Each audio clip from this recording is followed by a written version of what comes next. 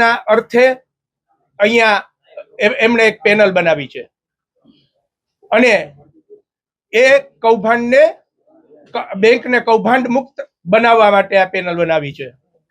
હવે આવી જીતની વાત કે માનસિકતાનો જે ફરક છે, સંસ્કારની માનસિકતા અને વિરુદ્ધ માનસિકતા, કે ભાઈ આપણા લાભ માટે આપણે કોઈ પણ નિયમને સાઈડમાં રાખી શકવાનું, કોઈ પણ નિયમને જુદી રીતે ચાતરી શકવાનું, એવી જે માનસિકતા છે એ માનસિકતાના સીધા દર્શન થયા. જે અમારું કામ હતું કે ભાઈ અહીંયા કંઈક ખોટું થઈ રહ્યું છે, કૌભાંડો ચાલી રહ્યા છે, એ અમારે બતાડવાનું જે કામ હતું એ એમણે જ બતાડવાનું ચાલુ કરી દીધું. બીજી વસ્તુ, બીજી વાર શું આપણને આપણા ધ્યાન ઉપર આવ્યું તો કે બીજી વાર જ્યારે ડેલિગેટમાંથી આપણા લોકોએ એટલે કે સંસ્કાર પેનલના લોકોએ ઉમેદવારી નોંધાવી, તો ઉમેદવારી જેને નોંધાવી એને ગાળાગાળી કરવામાં આવી. જેને પણ સાંભળવું હશે એને હું એકાંતમાં સંભળાવીશ કે ગાળાગાળી કરતા, ધમકાવવાના, ડરાવવાના પ્રયત્નો થયા. પણ હું આપને અત્યારે જ કહું છું ને, સાથે અત્યારે બહેનો છે અને આપણે ઓકે, હર્ષિતભાઈ કાવરે આપી, એ અત્યારના ડાયરેક્ટર છે. હર્ષિતભાઈ કાવર જે અત્યારના ડાયરેક્ટર છે. આપણે આજે 10,000 કરોડની બેંકનો વહીવટ કરવા માટે કેવા લોકો જોઈએ? અમે એવામાં ક્યાંય, જો અમારું કામ છે સંસ્કાર, આ બેંકનું કામ છે. અમે કોઈ પોલિટિકલ પાર્ટીના સભ્યો નથી ભાઈ, પોલિટિક્સ આમાં રમવાની કોઈ વાત નથી. અમારું કામ છે કે કૌભાંડોને બંધ કરવા, આ બેંકને કૌભાંડ રહિત કરવા. અમારે કોઈ વસ્તુને આગળ વધારવામાં કોઈ રસ નથી, ખોટી વાતોમાં આગળ વધારવા અને કોઈ પણ વસ્તુને જુદા પાટે લઈ જવામાં રસ નથી. અમારો એક જ ધ્યેય છે અને એ છે 10 લાખ લોકોના સભાસદોનું અને ડિપોઝિટરોનું હિતનું રક્ષણ કરવું. અને એના માટે અમે પોતાના સ્વના ભોગે પણ ઈ કરી રહ્યા છીએ. એ હું તમને કહેવા માંગુ છું. નહીં કે કોઈએ શું કર્યું, કોઈએ શું કર્યું, એમાં મને કોઈ રસ નથી. ઉમેદવારોને ધમકાવવામાં આવે, અમારા ઉમેદવારોના ટેકેદારોને, આ જ્યારે આપણે ફોર્મ ભરીએ ત્યારે ટેકેદારોની સહીની જરૂર હોય. ટેકેદારોએ અમને બહુ રાજી ખુશીથી સહી કરી આપી.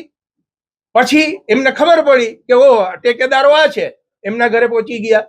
એમને સામ દામ દંડ ભેદ થી એ બધાની પાસેથી એવું લખાણ કરાવવામાં આવ્યું કે ભાઈ અમને ખબર નથી કે આ શેમાં સહી કરી, કેવી રીતે સહી થઈ ગઈ, આવું બધું.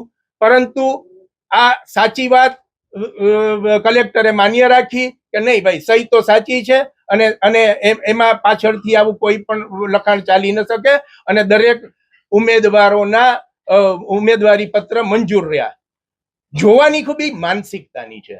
આ માનસિકતા શું છે તો કે તમારી સાથે હામાં હા પડાવે, હામાં હા ભરે તો એ કોઈ પ્રોબ્લેમ નથી.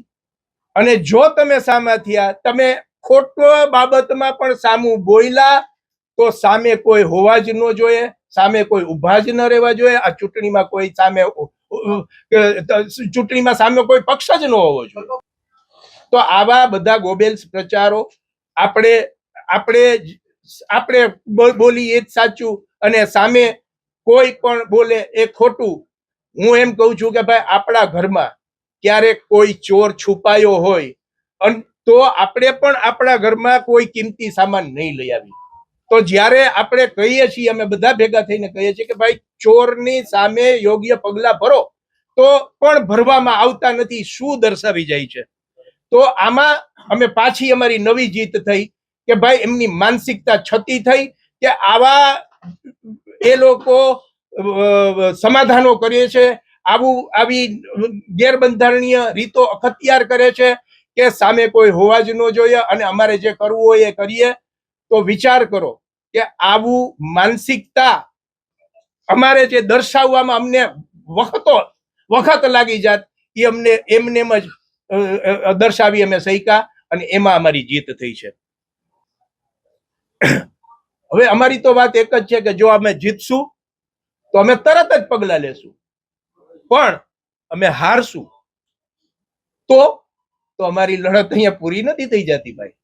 જ્યાં સુધી બેંકને અમે કૌભાંડ મુક્ત નહીં કરીએ ત્યાં સુધી અમારી લડત ચાલુ છે.